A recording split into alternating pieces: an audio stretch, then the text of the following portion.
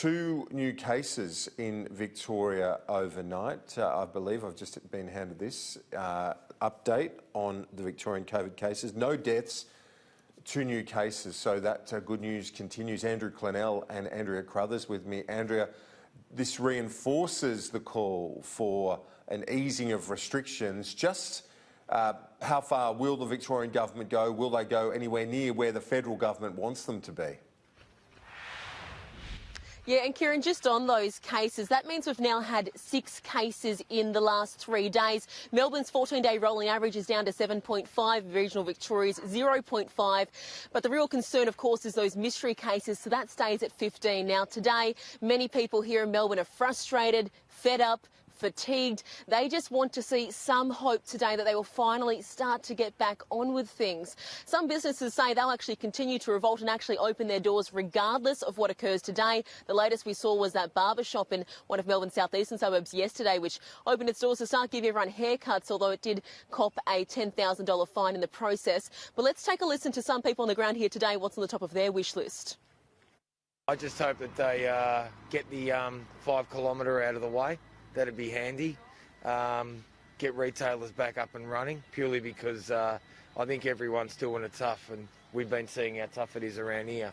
But other than that, I just hope Geelong wins a flag. I work in a shop that stayed open, so yeah, hopefully I'll be able to see other businesses open. I would like to get my freedom back.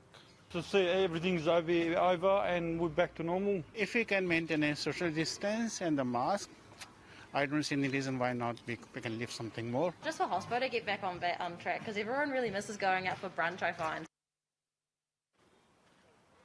So the Premier hasn't yet released a time for today's press conference. He did say it won't be clashing with the netball grand final, which is scheduled for 1 o'clock. So we should expect around 11 to 11:30. But it's actually the grand final of another sporting code which will prove a bigger headache. That being the AFL grand final next weekend, because 2 Victorian teams, Richmond and Geelong, they'll be who's going head to head. Now, it's the 3rd time Richmond are into a grand final in 4 years. And we know just how much of a ruckus those Richmond fans can cause. Back in 2017, they effectively wreaked havoc on Swan Street for days. So this time, if they're only allowed to stay at home with no visitors at all, or have outdoor groups up to, say, perhaps 10 people, that won't go down too well. And it could be argued that the only thing worse or proved to be more destructive than Richmond fans locked up is the knowledge that their peers just an hour down the road at Geelong are able to go out, Kieran. But if we now take a look at this timeline graphic, we have a bit of a look at just where we've been, these 100 days of lockdowns to get to here. It was on June 30 that the government